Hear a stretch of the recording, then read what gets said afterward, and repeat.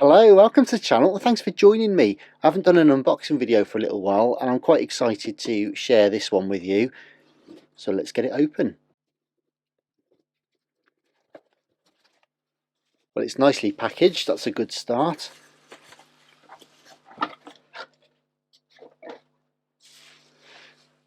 So what's in the box? Well, you'll probably already know from the thumbnail, so let's get these open. Right, well there's a clue, so we're going to put that to one side, which makes this the main unit. And I'm going to zoom in because this really is tiny. Wow, it's so light as well. Okay, so this is the Sanyo JJ-P4 from around 1987, I think, and has the reputation of being one of, if not the smallest personal cassette player ever made.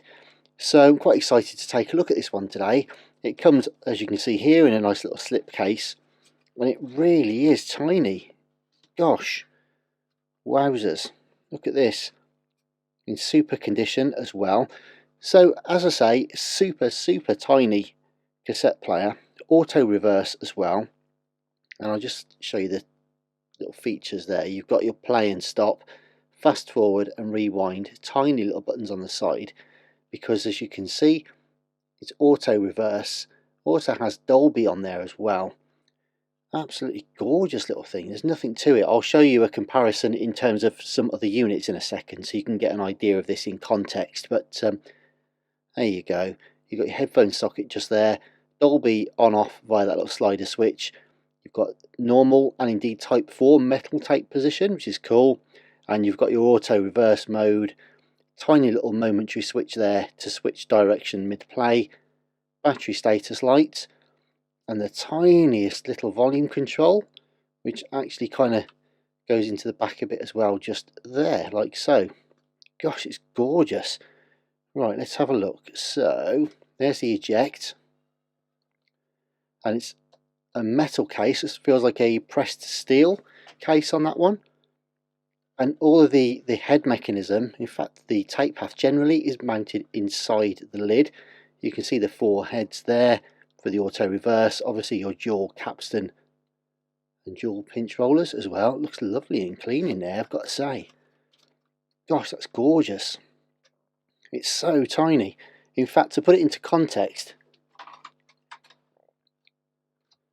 here is a cassette in its case, and I'll tell you what, there's really not much in that at all. Even the depth, gosh, what a feat of engineering that was, especially for its time. So in fact it can go even smaller than this, because if you notice, it's got an ancillary battery compartment just there. It can actually run off a gumstick battery, and I believe there was a gumstick battery originally sort of supplied with this, and that would go just in that little slot there. And in case you didn't know, the gumstick batteries are a specific flat, they look like a stick of chewing gum, hence the name. And they actually help to go in there when a regular sort of round profile battery, as it were, might make the unit too big, or there isn't enough room inside for one of those.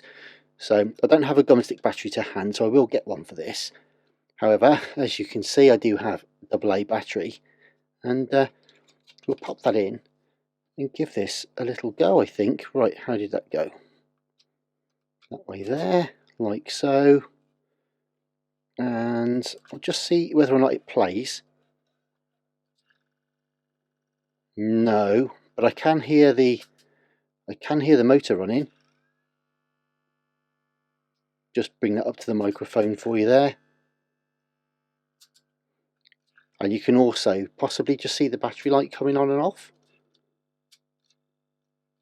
So that's all good. Alright, well, it's in super condition. In fact, it looks like some of the protective film is still on this. Wow, it's gorgeous. Really nice. Not dented. Beautiful. Alright, so I think it's only going to need a belt change, so we'll do that in a short upcoming video. But this one also, as you noticed when we just unboxed it, came with an AC adapter as well. Now, if you don't have the battery to hand, or if you want to run it just around the house or from a fixed point, you've actually got a proper solid AC adapter.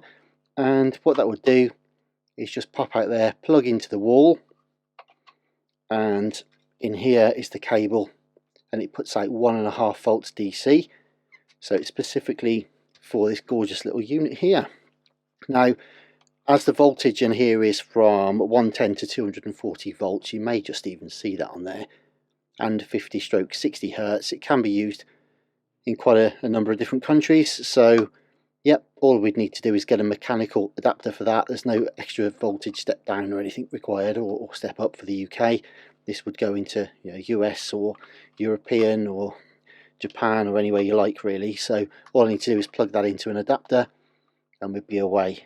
But won't need to try that today. I'll give this a nice clean up and we'll test the output when we actually replace the belt a little bit later. But yeah, without the battery plug, as it were, the compartment on there, you can see how that stacks up against an actual cassette tape. I mean, that is no mean feat. That really is quite something. That is seriously impressive. Now, to put it into context, I think this dates from around 1987, and if we kind of go back a bit, we had the Sony TPS-L2 just here, and this was the first sort of recognised personal cassette player in terms of sort of music on the move, as it were. And Sanyo at the time kind of also jumped out with their version of what this derived from, which was ultimately a sort of portable voice recorder, really, but miniaturized. And if I just zoom out a touch, we'll see this one here is a Sanyo M4440, and similar sort of features, really.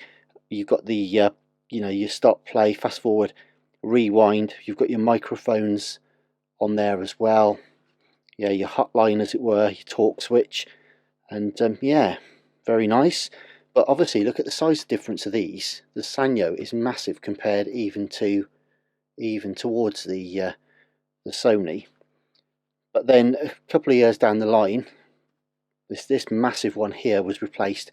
We've got the Sanyo M5550 here, and it's considerably smaller, as you can see, a lot smaller than the sort of 4440. I mean, that really is a marked improvement, and that was really a cumbersome, let's get one out to market that plays tapes, you know, that we can get out to compete with Sony at the time.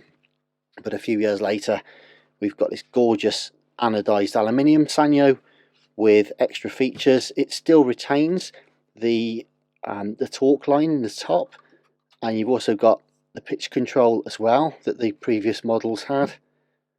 So yeah, it was very functional. Arguably, well, it did actually have the automatic music search system on there as well for skipping between tracks. So yeah, you know, a bigger window to see into the cassette, and obviously more developed as a personal stereo or personal cassette player. So arguably this was a superior unit than the TPS-L2, which was the sort of proof of concept to the market, as it were.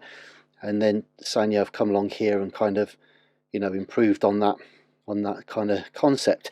So to move along to about 1987, something like that, to have something that is so small, it's like 3-card Monty, this, isn't it? Spot the P4, spot the P4, where did it go?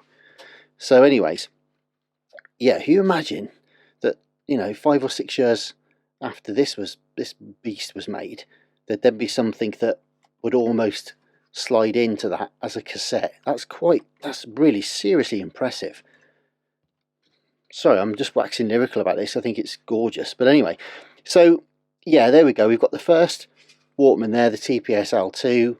We've got one of Sanyo's finest moments in terms of this beautiful anodized music search, pitch control, talk line, you know, this gorgeous M5550.